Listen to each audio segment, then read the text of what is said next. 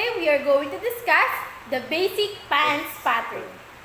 The first step on making the pants pattern is taking the body measurements for the pants. So let's start taking the body measurement. The first thing that we are going to measure is the waist.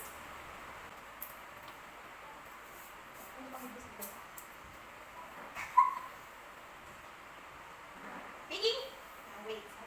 The next one is the hips.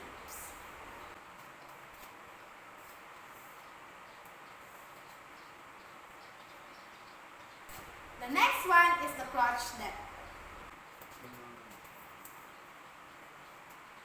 The next one is the hip depth.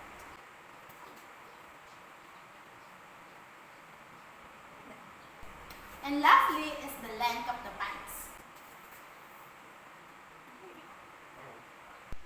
After taking the body measurements, now we are going to outline the pants pattern. So this is the outline in making pants pattern. From point A to B, use half of the hips measurement or 2 times or 1/4. So this is the 1/4 and 1/4 because the total of it is 1.5 hips.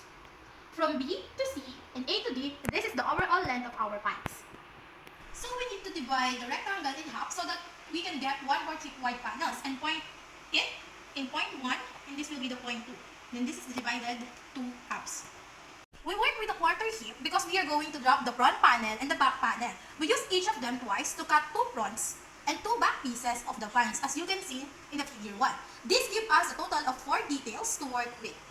So the next step would be to apply the hip depth. Starting from A and B, apply the hip depth and mark points E and F.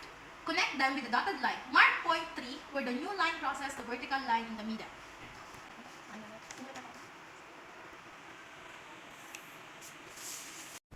Again, starting from A and B, down, apply the rise and mark points with the G and H, connect them with the dotted line, mark point 4, this will be the point 4, where the new line crosses the vertical line in the middle.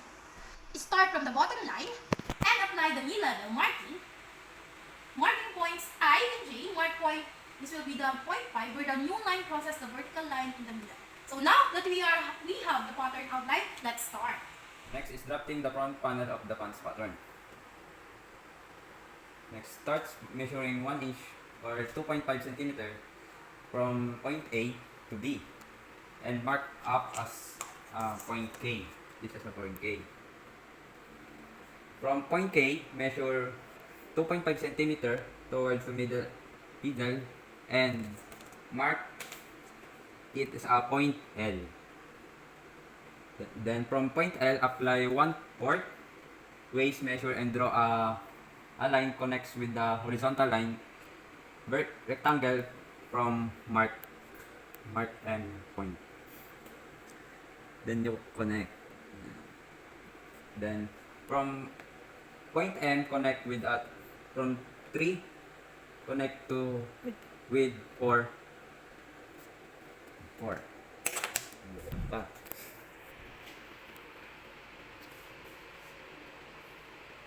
Then from point G, extend a line along with the calculate from front as a mark point of N.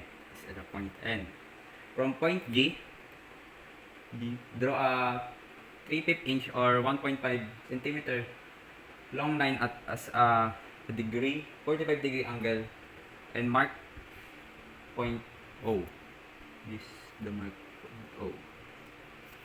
So now we are going to connect point N to point L, passing through the new points O and E to create a crotch curve. So this is the crotch curve from point N to point L. Measure 1.2 inches or 3 cm from point 5. This will be the point 5 and 2 in both knee and hemline and mark the point as P and Q. So this will be the point P and the point Q. Connect N, point L, point I, and point B.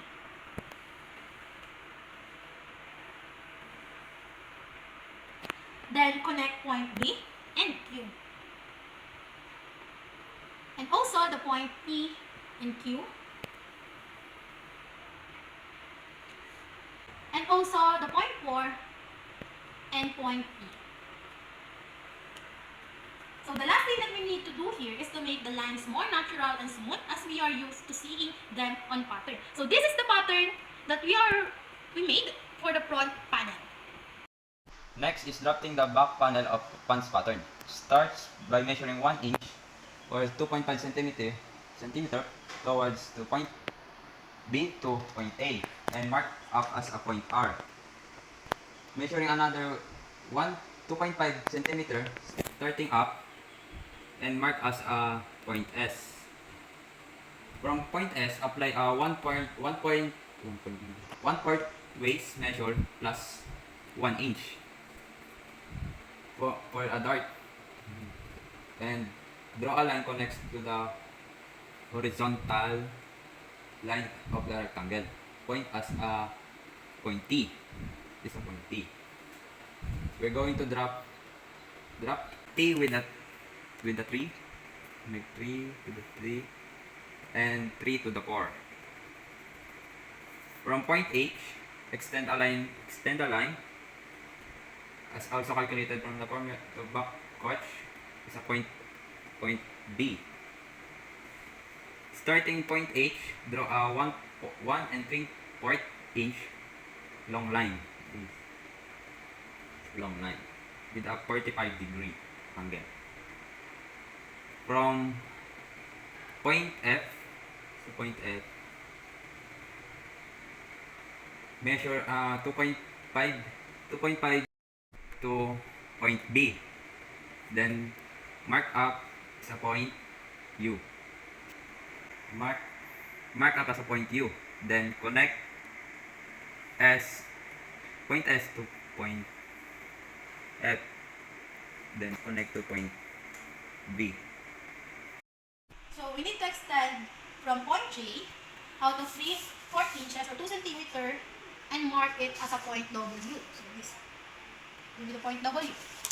And do the same from point C out of mark and point X. So this will be point C and we mark it in a 3/4. So do the same from point C out and mark point X. So this is the point C and we measure at 3/4 inches.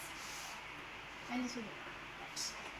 And starting at a point 5 and 2, measure 1.5 inch or 1 centimeter and mark point Y and Z. So this is the point Y and Z. And now connect point V and point W and point W to point X and point 4 to point Y and point Y to point Z. And lastly, we need to connect point Z to point X. Now we have our back panel. So here is our final pattern consisting of back panel and the front panel. So here is our final outline for the basic pants pattern that we can use when we are going to make a pants. And that's all. Thank you. Thank you for watching.